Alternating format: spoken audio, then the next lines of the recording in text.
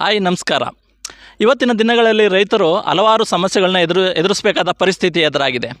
ನಮ್ಮ ಮೈಸೂರು ಜಿಲ್ಲೆಯ Hunsur, H D ಕೋಟೆ, ಪಿರಿಯಾಪಟ್ಟಣ, ಕೇರ್ನಾರ ಈ ತಾಲೂಕಿನ ತಂಬಾಕು ಬೆಳೆಗಾರರು ಈ ದಿನ ಉತ್ತಮವಾದ ಬೆಲೆ ಸಿಗದೆ ಏನು ಮಾಡಿದ್ದಾರೆ, ಪ್ರತಿಭಟನೆ ಮಾಡಬೇಕಾದ ಅವಶ್ಯಕತೆ ಎದುರಾಗಿದೆ. ಇವತ್ತು ಏನಾಗಿದೆ ಅಂದರೆ, ಪ್ರತಿ ವರ್ಷವೂ ತಂಬಾಕು ಬೆಳೆಗಾರರಿಗೆ ಪ್ರತಿ ವರ್ಷವೂ ಉತ್ತಮ ಬೆಲೆ ಸಿಗದೆ ಹೋರಾಟ ಮಾಡುವಂಥ ಪರಿಸ್ಥಿತಿ ಎದುರಾಗಿದೆ. ಇಲ್ಲಿ ಒಂದು ವಿಷಯ ಅರ್ಥ ಆಯ್ತಲ್ಲ, ಏನಂದರೆ ಒಂದು ಕಂಪನಿ ಒಂದು ವಸ್ತುನ ತಯಾರು ಮಾಡುತ್ತೆ, ಆ ವಸ್ತುಗೆ ಅದೇ ಕಂಪನಿ ಇಷ್ಟೇ ಬೆಲೆ ಅಂತ ನಿಗದಿ ಮಾಡಿ ಮಾರುಕಟ್ಟೆಗೆ ಬಿಡ್ತದೆ. ಆದರೆ ರೈತ ತಾನು ಬೆಳೆದ ಬೆಳೆಗೆ ಮಾರುಕಟ್ಟೆಗೆ ತಂದರೆ ಇನ್ನೊಬ್ಬರು ಯಾರೋ ಆ ಬೆಳೆಗೆ ಬೆಲೆ ಕಟ್ಟಬೇಕಾದ ಪರಿಸ್ಥಿತಿ ಏನಾಗಿದೆ. ಸರ್ಕಾರ ಹೇಳುತ್ತೆ ರೈತರಿಗೆ ಆ ಸೌಲಭ್ಯ ಕೊಟ್ಟೆ, ಸಾಲ ಸೌಲಭ್ಯ ಕೊಡ್ತೀವಿ, ಸಬ್ಸಿಡಿಗಳು ಕೊಡ್ತಾ ಇದ್ದೀವಿ ಅಂದರೆ, ರೈತರಿಗೆ ಸಾಲ ಸೌಲಭ್ಯ ಸಬ್ಸಿಡಿ ಕೊಡೋದು ಮುಖ್ಯವಲ್ಲ. ಅವರು ಬೆಳೆದ ಬೆಳೆಗೆ ನೀವು ನಿಗದಿತವಾದ ಉತ್ತಮ ಬೆಲೆ ಕೊಟ್ಟರೆ ಅವರೇ ನಿಮಗೆ ಸಾಲವನ್ನು ಕೊಡಬೇಕಾದ ಪರಿಸ್ಥಿತಿ ಬರುತ್ತೆ.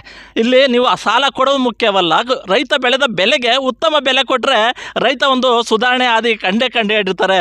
ಆದ್ದರಿಂದ ರೈತರಿಗೆ ಏನು ಬೇಕು ಅಂತಂದರೆ, ರೈತರು ಒಂದು ಬೆಳೆ ಬೆಳಿಬೇಕಾದ್ರೆ ಅತಿವೃಷ್ಟಿ ಅನಾವೃಷ್ಟಿ ಸಮಸ್ಯೆಗಳನ್ನ ಎದುರಿಸ್ಕೊಂಡು ಬೆಳೆ ಬೆಳೀತಾರೆ. ಅಲ್ಲಿ ಸ್ವಲ್ಪ ಬೆಳೆಗಳು ಬರ್ತವೆ.